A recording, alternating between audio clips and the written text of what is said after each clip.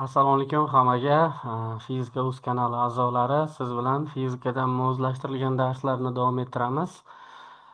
Demak, aytib o'tganimizdek, bizni quyidagi ijtimoiy tarmoqlar orqali kuzatib borishingiz mumkin. Hamda o'sha mavzu yuzasidan unga taalluqli bo'lgan testlarni o'sha fizika.uz.com veb-sayti orqali to'lovni amalga oshirgan holatda testlarni ishlab, video yechimlarini ko'rib, har bir mavzuni o'rganib borishingiz mumkin. Demak, bugungi mavzuga e'tibor qaratamiz. Bugungi mavzu bizda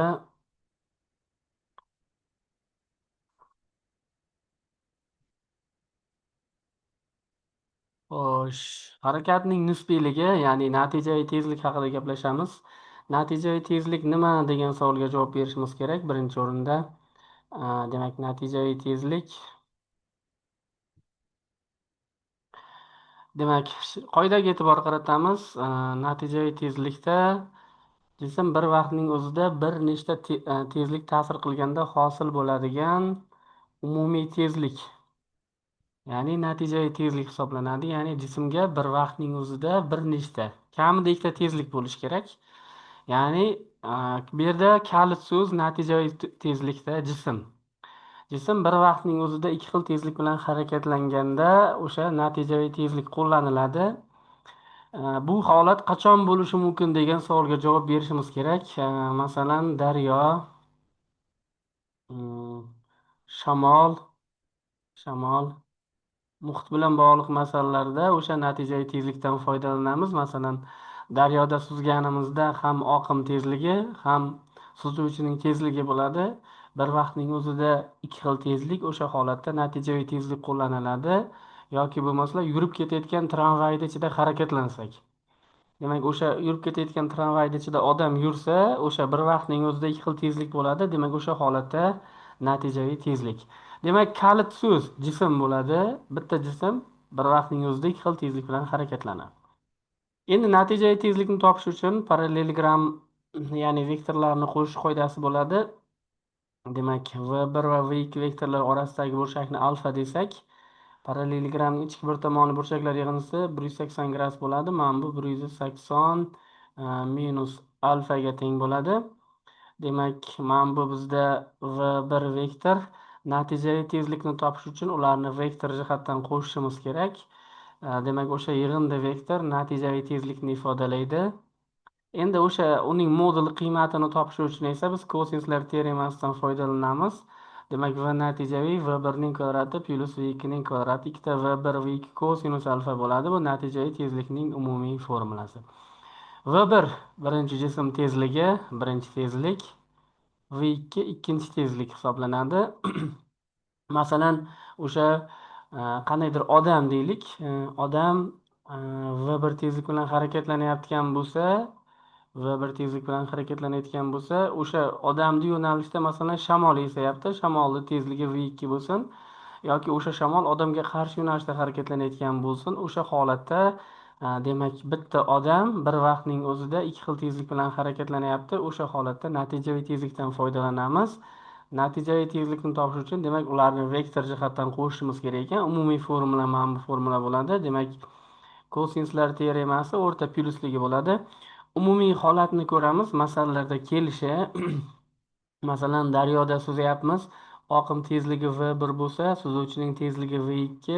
Ikkalasini orasidagi burchak 0 gradus, kosinus alfa 0 gradusda mana bu yerga qo'yadigan bo'lsak, 1 ga teng bo'ladi. U holatda tenglamani umumiy ko'rinishi v1 kvadrat plus ikkita v1 v2 plus v2 ning kvadrati bo'ladi.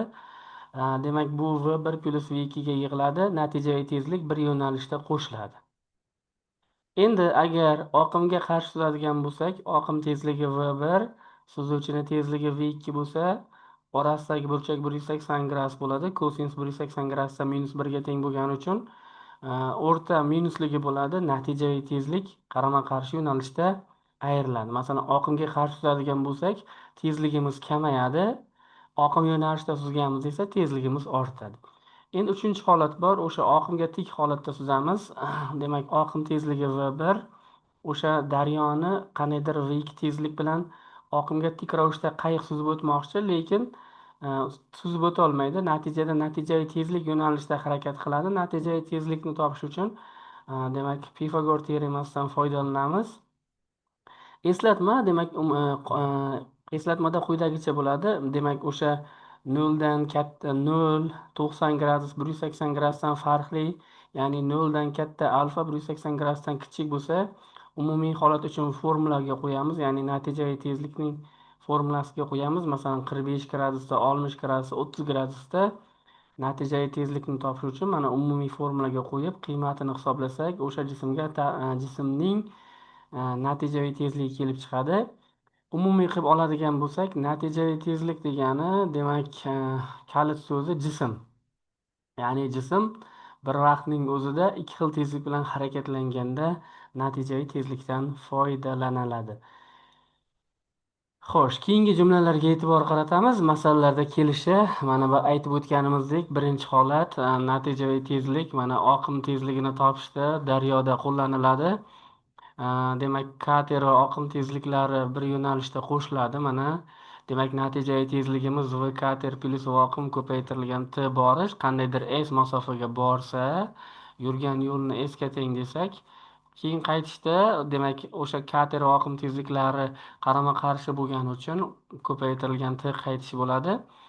Umumiy holat uchun masofalar teng, masofalarni tenglasak, bizda quyidagi tenglama hosil bo'ladi. O'sha masalani shartiga qarab, o'sha tenglamadan foydalangan holatda misollarni yechishimiz mumkin.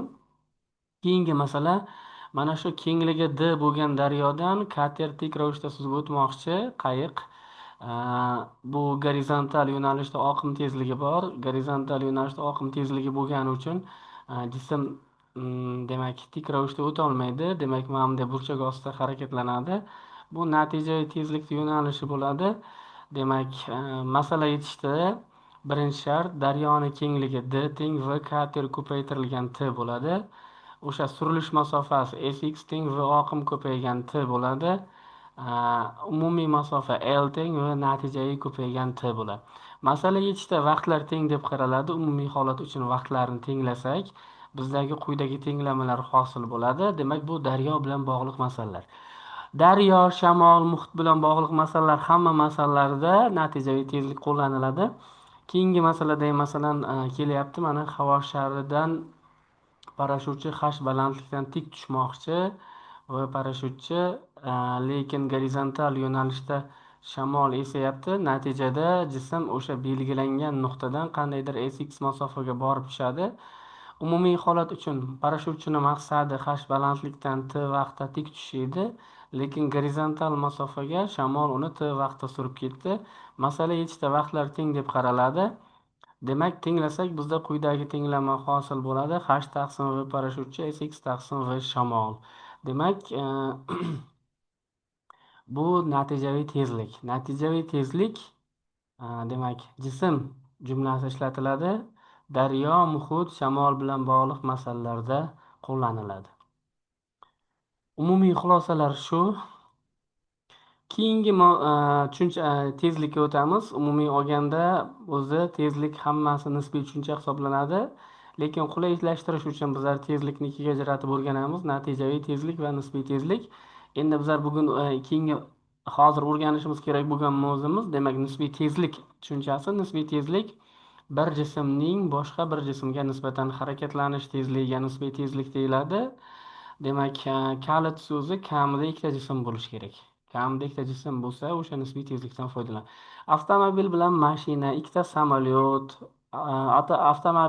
avtomobil, mototsiklchi, piyoda va velosipedchi deb keladi masalalarda. Umumiy olganda ikkita moddiy nuqta degan jumlalar ishlatilsa, demak bilaveringki, bu nisbiy tezlik. Nisbiy tezlikni topish uchun ularni vektor jihatdan ayirish kerak. O'sha nisbiy tezlikning yo'nalishi esa kamayuvchi vektor tomon yo'nalgan bo'ladi. Umumiy holatda umumiy formula kosinslar teoremasi bo'ladi. O'rta minusligi. V1 birinchi jism tezligi, V2 ikkinchi jism tezligi, V nisbiy tezlik. Demak, alfa 0 dan katta bo'ladi, 180 gradusdan kichik bo'ladi. Bir yo'nalishda nisbiy tezlik, demak, alfa 0 gradus bo'lsa, kosins 0 gradusda 1 ga teng, nisbiy tezlik bir yo'nalishda ayriladi, V1 minus V2 bo'ladi. Agar qarama-qarshi bo'lsa, nisbiy tezlik qo'shiladi, V1 plus V2 bo'ladi. Agar burchak 90 gradus bo'lsa, Pifagor teoremasi bo'ladi. Umumiy holat uchun demak formula kosinuslar teoremasi: kalit so'z ikkita jism, ikkita moddiy nuqta, avtomobil, mototsiklchi, yo'lovchi, piyoda, ikkita samolyot degan jumlalar kelsa, demak bilaveringki, bu tezlik, nisbiy tezlik formulalaridan foydalangan holatda o'sha masalalar yechiladi. Tushunarli bo'lsa, keyingi tushunchalarga e'tibor qaratamiz. Demak, o'sha nisbiy tezlik bilan bog'liq masalalar, bizga kelishi mumkin bo'lgan masalalarni tahlil qilamiz. Demak, o'sha poyezdlarga oid nisbiy harakat masalalari quyidagi ko'rinishda kelishi mumkin. Masalan, birinchi holat, ikki poyezd qarama-qarshi. Demak, e'tibor qaratamiz. Mana ikki poyezd degan jumladan bilishingiz mumkinki, bu demak ikkita jism bo'lgani uchun nisbiy tezlikdan foydalanishimiz kerak. Orasidagi burchak demak 180 gradus, 180 gradus bo'lsa, nisbiy tezlik qarama-qarshi yo'nalishda qo'shiladi. Qo'shilsa, endi poyezdlar bir-birini yonidan o'tishi kerak. Bir-birini yonidan o'tishi uchun ular uzunliklarining yig'indisini bosib o'tishi kerak.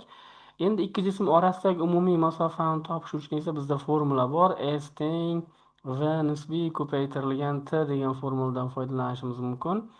S o'rniga L1 plus L2 qo'yamiz. V nisbiy o'rniga esa V1 plus V2 qo'yamiz. Ko'paytirilgan T'ni shu yerdan topsak, demak, qarama-qarshi yo'nalishda harakatlanayotgan poyezdlarning bir-birining yonidan o'tish vaqtini topish formulasi kelib chiqadi. Xuddi shunday, keyingi masalamizda yana ikki poyezd masalasi kelyapti. Ikkita poyezd bo'lsa, demak, ikkita poyezd, bu ikkita nisbiy tezlik bo'ladi. Mana V1 hamda V2 bir tomonga degan jumlaga e'tibor qaratamiz. Bir tomonga bo'lsa alfa 0 gradus bo'ladi. Alfa 0 gradus bo'lsa, demak, nisbiy tezlik bir xil yo'nalishda ayriladi. Quvib o'tish uchun poyezd uzunliklarining yig'indisini bosib o'tish kerak. Umumiy masofani topish uchun, demak, quvib o'tish masofa vaqtini topish uchun o'sha masofani nisbiy tezlikka bo'lishim kerak. T teng S taqsim V nisbiy bo'ladi. S o'rniga poyezdlarning yig'indisini qo'yamiz. V nisbiy esa bir yo'nalishda ayrilgani uchun V1 minus V2 formuladan foydalanamiz. Uchinchi tipdagi masalalar juda oddiy masalalar. Matematikada ham ko'p uchraydi. Uzunligi L1 bo'lgan poyezd L2 bo'lgan tunneldan o'tishi kerak. Demak, umumiy masofa L1 plus L2 bo'ladi. S teng V ko'paygan T formulaga qo'yamiz. Shu yerdan T ni topsak, L1 plus L2 taqsim V bo'ladi. Bu demak, ko'prik o'sha poyezdning tunneldan o'tish vaqti bo'ladi. Umumiy olganda, demak, nisbiy va natijaviy tezlik tushunchalari bilan tanishib chiqdik. Demak, bugunga bizda bori shu.